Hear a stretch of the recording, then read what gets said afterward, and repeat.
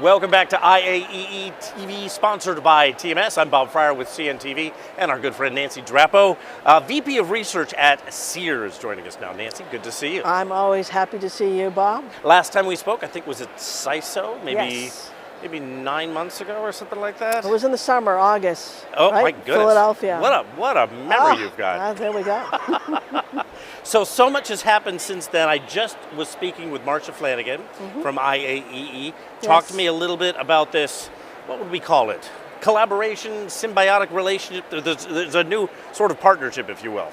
Yes, it's a strengthening of the relationship between IAEE and CEIR. We're becoming a division, which is kind of a big deal. Yeah.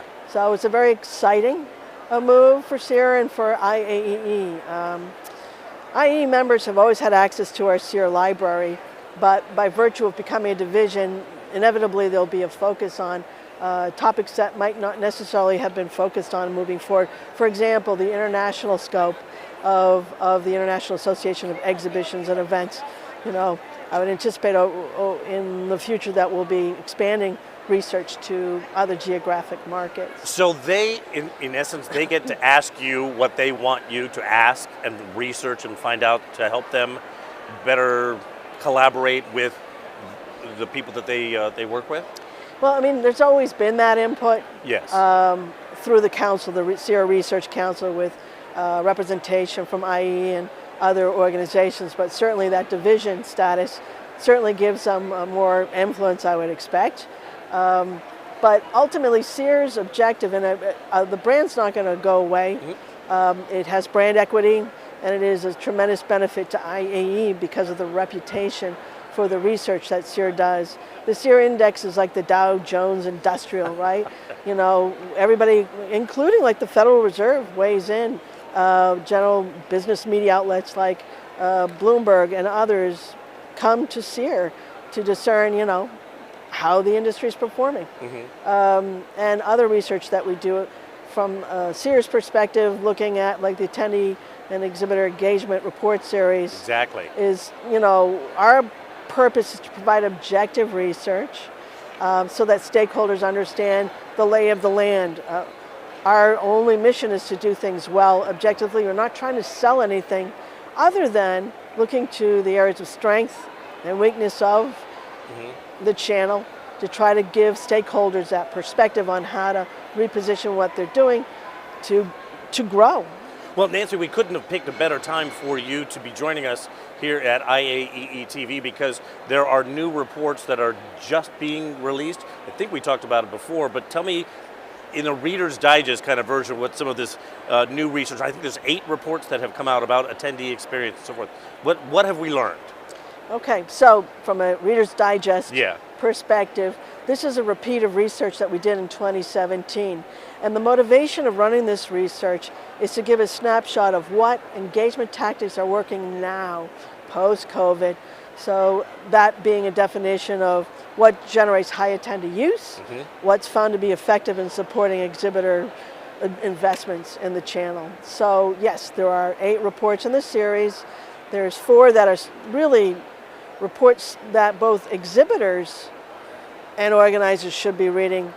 Exhibitors to ramp up their exhibit programs for competitive advantage to what, you know, is working today.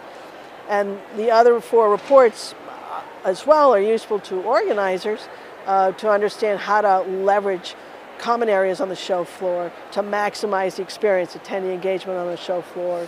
And really, all of these different reports are of value for organizers to take a look at how they can help exhibitors be successful, right? Through provision of show services and as well, again, other engagement opportunities. All of these translate into sponsorship opportunities. So every organizer should pull down the reports, wade through all the content, and then adjust their sponsorship offerings and show services accordingly. Right. Yeah. So can we be a little specific on maybe one item that is stating out about how an event organizer can maximize attendee, either the experience or attendance, something that sticks out? What sector would most benefit from checking into that report? Well, do I have to say sector because it's not? You don't have to say anything. It's not sector specific. But to these, one thing I just want to point out, the third report shows how exhibitors evaluate the outcome of exhibiting, of their engagement tactics. 96% of exhibitors use attendee engagement as the vehicle to drive positive outcomes on specific performance metrics, whether they're there to generate sales leads or branding, awareness objectives, or face-to-face relationship. Majority of those that have those specific performance metrics say attendee engagement is effective in helping them hit those end goals. So that's extremely powerful. It speaks to the importance and the value of exhibiting. It helps inform or explain why exhibitors are one of the metrics that are leading the recovery of our industry as the index is, reporting. So specifics, to the issue of engagement tactics that can help exhibitors maximize sales leads. A lot of those tactics, they're not new, lead retrieval equipment, list rental, but what's something that's kind of cool and new is the use of QR codes, right? Got them right here. QR codes. Using them right here. Right. I mean, email back in the day when it first came out, I called that the digital duct tape of in your toolkit, right? Yeah. You use email for everything, and I know there are challenges today. QR codes are that next thing. They're everywhere. Everyone of any age knows how to use them. The pandemic forced that on all of us, and so we talked about that in a session that we did this morning. Tom Gattuso with SEMA he's just as much of an evangelist on that very simple tactic to help exhibitors, whether they're, have a banner slapped on the side of a wall or in their booths or in common areas. QR code is a simple example, and there's a treasure trove of other, Wade through the report is what you're saying, Well, so there's one that talks about show services, and, take a look. Are your exhibit sales teams, selling the right options that tie back to the overall objectives an exhibitor's trying to achieve, right? So consultative selling, there's options for that. There's another area that we haven't done before, and it's on do-it-yourself marketing. What are exhibitors doing on their own? Because sometimes I hear complaints from organizers saying, exhibitors aren't doing anything. That's wrong. Exhibitors are doing things. It's kind of complementary to the marketing opportunities that organizers might sell them.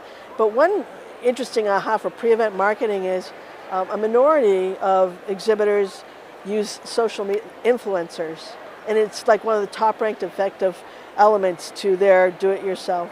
Awesome. So I just think there's a lot of opportunity to kick it up, to maximize, again, results, to maximize, the amplification of what's going on a show floor by. And it's out now. You can access that information now. All those reports. All those reports are there. All those reports are there. Okay. Just go to the CEIR website. Go to the CEIR website, it's right there. And look for. There's one that says research. There's a drop-down menu, and it'll say attendee exhibitor maximizing attendee exhibitor engagement. Fantastic. Nancy, always wonderful to talk to you. We won't make it as long this time in between our conversations, okay? I hope so. Okay, well, thank you. Good to see you. All right, and again, for IAEE TV, sponsored by our good friends at TMS, I'm Bob Fryer with CNTV.